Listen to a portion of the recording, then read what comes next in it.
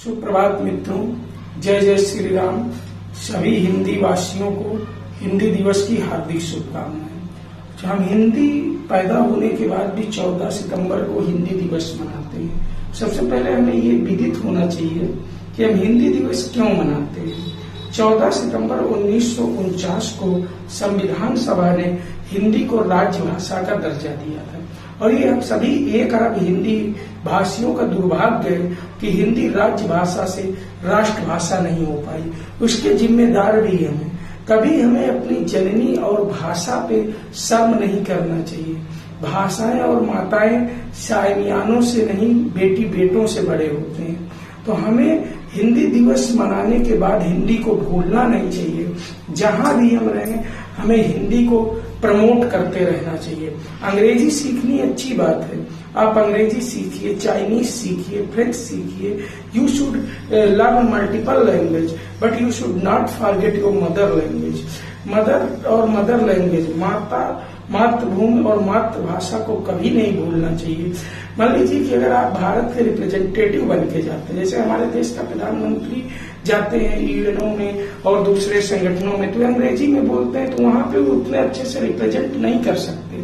पर अगर हमारे देश का कोई प्रधानमंत्री ऐसा है जो अंग्रेजी आते हुए भी हिंदी में जाके बोलता है और उनको 4 ट्रांसलेटर लगाने पड़ते हैं, तो हमारी भाषा अच्छे से रिप्रेजेंट होती है। और दूसरी बात, हमारे समाज में ये बहुत अनुचित सोच है कि हिंदी रोजगार नहीं दे सकती। तो आप उत्तर प्रदेश के एक प्रसिद्ध कवि आदरणीय डॉक्टर कुमार विश्वास जी को जानते होंगे। हिंदी ने उन्हें बाखूबी रोजगार दिया और हिंदी को उन्होंने बाखूबी प्रसिद्धि दिलाई। उन्होंने दोनों एक दूसरे के पूरक हैं। कुमार विश्वास को हिंदी की कविताओं ने जीवन के उच्चतम सफलतम स्थिति में पहुंचाया और उन्होंने हिंदी का प्रचार प्रसार सबसे उच्चतम मायने में किया। तो मेरा यही अनुरोध है हिंदी दिवस में कि एक दिन में आप हिंदी को भूल ना जाए, एक दिवस मना के।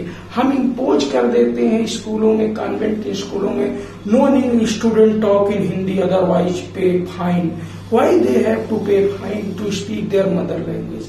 दूसरी भाषाएं सिखाना ठीक है, लेकिन अगर आप मातृभाषा अपनी संस्कृति भूल जाएंगे तो आपका विलय हो जाएगा, आप अस्तित्व विहीन हो जाएंगे। तो अगर आपको विश्व गुरु बनना है तो अपनी मातृभाषा को और सबसे आगे रखना है विश्व पटल में, तभी आपके राष्ट्र की आपकी पहचान होगी।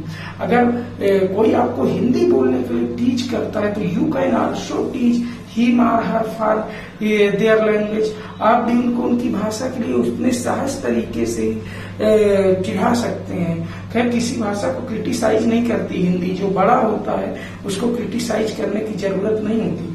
बाकी जितनी भाषाएं हैं संस्कृत का और हिंदी का टूटा हुआ रूप ही है। तो हिंदी के विकास के लिए हम सब हिंदुस्तानियों को, हम सब हिंदी वासियों को निरंतर प्रयास करते रहना चाहिए। हिंदी माँ भारती की माथी की बिंदी है। हिंदी हिंदुस्तान के समृद्धि और संस्कृति की जननी है और बिना हिंदी के हिंदुस्तान की कल्पना नहीं की जा सकती।